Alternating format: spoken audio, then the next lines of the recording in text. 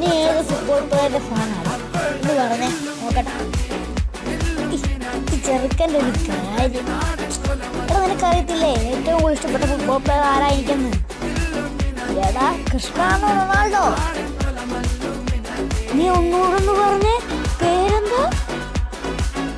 എടാ Cristiano Ronaldo. നിനക്കെന്താ ഇത്ര കുഴപ്പം? എടാ അതങ്ങനെ അല്ല, എടാ ക്രിസ്ത്യാനോ അല്ല, നീ പറയുന്നൊന്ന് കേക്ക്.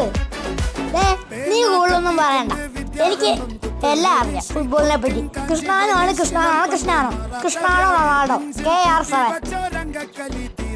ഇവന്റെ ഒരു കാര്യം CR7 ഫാൻസും എല്ലാം കേൾക്കണം.